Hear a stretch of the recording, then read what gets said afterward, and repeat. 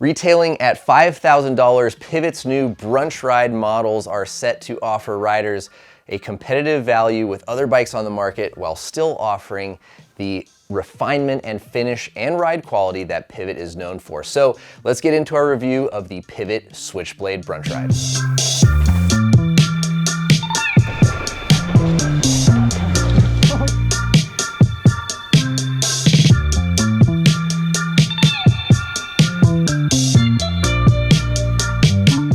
So obviously $5,000 isn't exactly like pocket change. However, Pivot has been known for being a high-end boutique brand offering a refined and impressively put together machine, right? I think anyone who's owned or been by a Pivot bike can say they can see the paint, the finish, the attention to detail. There's a lot of really high-end boutique finishes and accoutrements that go with the Pivot brand name and their bikes. That being said, it's a lot of money to spend for a bike, and as much as we like Pivots, they cost a lot of money, right? And we don't have tons of money to spend on bikes, and a lot of other people in the current economy are holding back on spending bikes. So rather than discounting their bikes, devaluing other Pivot bikes that owners currently have, and seeking ways to help their dealers stay competitive with other brands who are just fire sailing and discounting bikes or consumer direct bikes, Pivot went back to the drawing board, searched around the warehouse, tried to source components, and offer this Brunch Ride build that's a little bit more affordable and a pretty solid value, I'd say, compared to some other bikes on the market. Now, I know there's gonna be people out there saying Code Brakes and SLX XT at $5,000, you could buy this or that or whatever. And something I think is important is to consider the ride quality and the overall finish of the bike. You can get a bike that doesn't look as good, has crappier paint, doesn't have the design and engineering into it, that has full XO, right, Axis drivetrain and full factory Kashima suspension that costs $5,000. But if the bike's not as good, you're just paying a whole lot of money for components and a mediocre bike, right? So I think, before you guys get too upset about the value, you really have to look at this part of the equation here, right? And I think most people would agree that a Pivot frame is probably one of the nicer frames that you can get on the market. At least that's what we have found on all the bikes that come through our office. So moving away from that, let's talk about the Switchblade Brunch Ride. Coming in at $5,000, it has a little bit of a mixed up spec here. We've got Shimano SLX with an XT derailleur. We've got DT Swiss wheels that come wrapped in Maxxis Minion DHR DHF tires. You'll notice we've got a Schwalbe Tacky Chan up front because we put those on for our recent trip to Guatemala. We were gonna be bashing through some old Mayan trails and wanted to have a gravity casing, and we just love the new Tacky Chan. So anyways, you'll find the Maxxis tires on this bike, not the Schwalbes. Moving out from there, Fox Factory transfer post, in-house alloy handlebar with one of our favorite in-house grips. The Pivot grips here are absolutely awesome for our crew. We all like them very much. Fox Factory suspension, you've got a 36 up front with 160 millimeters of travel and a Fox Factory Float X rear shock controlling the 142 millimeters of travel in the rear. There is a high and low geometry flip chip, which will give you some customization depending on the terrain. I will say that we've been running this bike primarily in the low position, and that was even while bashing through, centuries old Mayan steps and foot trails. So it's really cool to have a bike that's not overly low, overly slack, and can only be ridden well on like modern day, open, more groomed flow trails and, bike park type terrain. So as people who love riding mountain bikes on raw, rugged mountain bike trails, very cool to have a mountain bike Geo on this thing. So let's get into the Geo and talk about some of the numbers before we get into ride impressions. So our size large has a 470 millimeter reach. The bike's got a 630 mil stack height with 431 millimeter chain stays and an overall wheelbase of 1,216 millimeters. Bottom bracket height sits at 346 millimeter. The head tube angle is 66 degrees with the effective seat tube angle sitting at 75.5 degrees. So with spec and geo out of the way, let's get Sean in here and we'll talk about ride impressions.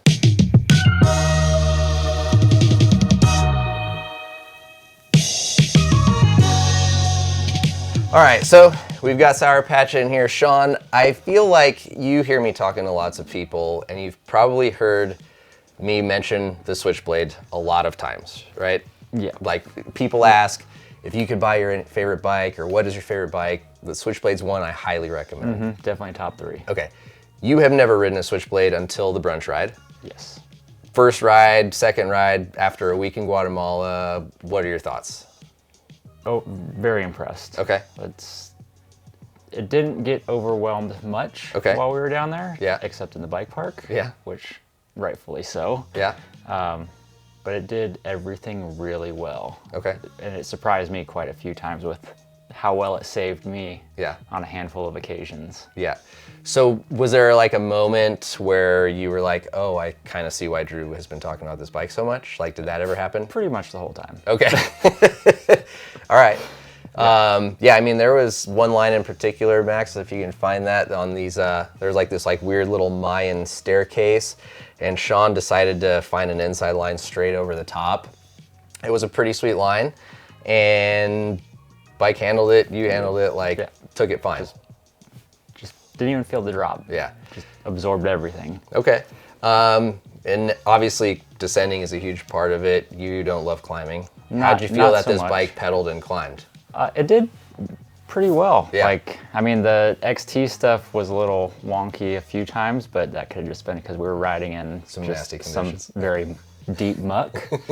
But like, I didn't feel winded or anything, and it kept its cadence pretty well and just trucked along. Yeah. Did you find yourself switching the pedal platform much, or just leaving it open?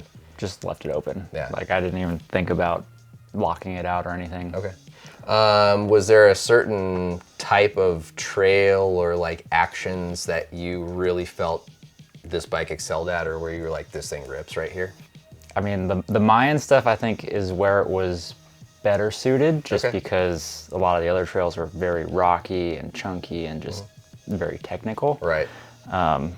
Whereas like the Mayan stuff was like the wheel stayed on the ground, it tracked well, and like even in the ruts it just held its line and kept going. Okay.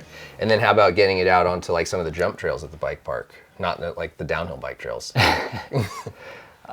Once I warmed up to it, it was totally fine. Yeah. Like, I mean, but jumping a bike like this is, as long as you make the grease the landing, it's fine. Right. Coming up short on some 30-foot jumps doesn't feel so good. A little less travel, right? Yeah.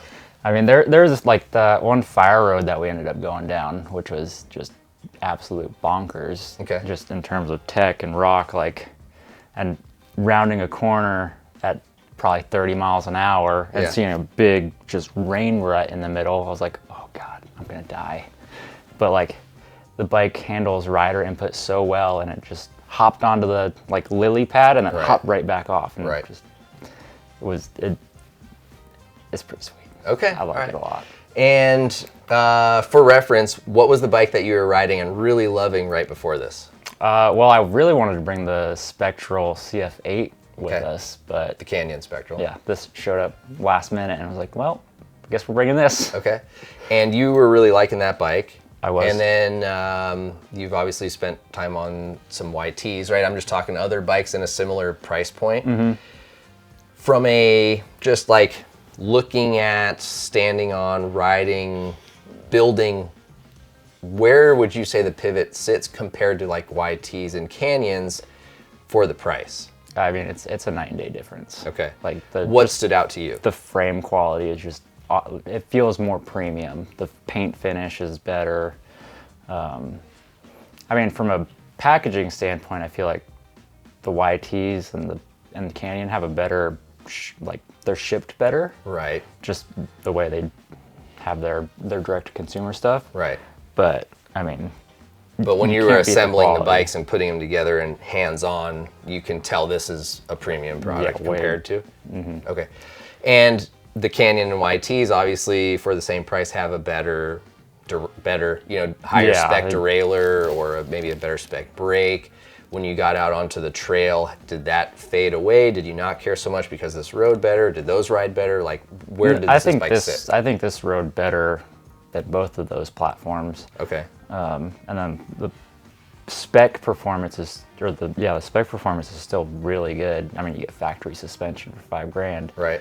And I mean, we saw comments of people complaining about the code brakes, but we did. Which we're not huge fans of. No, but they did well. Yeah, and we were doing, 3,000 feet of descending every day? No, per run. Well, yeah. Yeah. So, and it was heavy braking descending. Yeah, as well. and I'm a big breaker. Yeah. So, and they survived. They're still good to go. Right. Okay.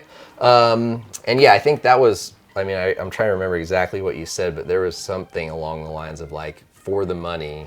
You can't beat it. You think so? Yeah, there's no chance. Okay. All right. Cool. Well, I think for me, as I said, for a number of years, people have been asking me, what's my favorite all-around kind of do-it-all bike? It's been the Switchblade if I didn't have to buy one. Now, at $5,000, I feel like I could justify buying one, on the budget that we have to work with, because you get dang near the same performance, right? I mean, we're talking maybe wheels, brakes, shifting, little stuff, but the frame and suspension performance is going to be at that same $8,000-$10,000 price point, but just at a way more affordable price. And I think something that's big to me is you're supporting a dealer. And if you do have a warranty issue, if you've got a mechanical issue, if you've got a problem, you've got a bike shop that sold the bike and can reach out to the brand company on your behalf. And I think that's pretty cool. Yeah. I mean, that's, if you're talking like, okay, you don't get a better derailleur, but you've got a representative who's going to go to bat for you. Like, I think that might be worth having to buy a derailleur down the road if I really don't like my SLX or shifter, my XT derailleur, Yeah, easy upgrades. And I mean, Pivot might not like me saying this, but like it's hard to find a difference between their $10,000 bikes and this $5,000 bike. So I mean, okay, yeah, I think we could argue that there could be some differences found, but for my riding style, right. I wouldn't be able to notice much difference. Okay, so if you hopped on that versus like the $8,000 Switchblade, you had just as much fun. Yeah. Okay, well, all right, there you go. So any criticisms? What didn't you love about the bike, or what would you change first if you owned this bike? Gosh, I mean, I would just wait until things started to fall apart. Okay. I mean, I would maybe switch out the derailleur after maybe a year or two. Okay. And go to like a GX AXS just because I like electronic shifting. Okay. But in reality, like that's really the only thing I would change. Okay. I'll answer the question for you. It would be the rear rim because he's already dented the crap out of it, but I don't know what you're talking about. Check the other side. So yeah, I think, rim and like you said, the rest of it kind of would be up to your personal preference. But overall, I think Pivot's done a really good job helping their dealers, right, stay competitive with all the cheap sales and bikes that are going on. I think they've done a good job listening to, the dealer and the consumer who want to buy bikes but are just being really conscious of how they're spending their money. And I would agree. I think if you're looking to spend, $4,000 to $6,000 on a bike, I would say that it would be hard to beat the quality of the product that you're going to get out of the frame and suspension spec from this Brunch Ride. I think it's a really solid bike and one that I wouldn't have any problem suggesting or recommending to someone looking. If this isn't enough travel for you, there is the Mach 6 Brunch Ride as well. And that's a bike that we really like and had a bunch of fun on earlier this year, so you can check out those videos. But let us know what you guys think. Is the Brunch Ride something that would maybe get you over to buy your first Pivot? Did you think that was a good move? What components would you think Pivot should have swapped or spec'd differently? Overall, we're stoked on this bike. We think it is a great riding machine, and again, one that we wouldn't hesitate recommending to people looking for an all-around, do-everything trail bike. So thanks to Pivot for sending this loaner and trusting us to take it down to Guatemala and put some miles on it here back home. Thank you guys for watching. Please subscribe to the channel, and we'll see you in the next video.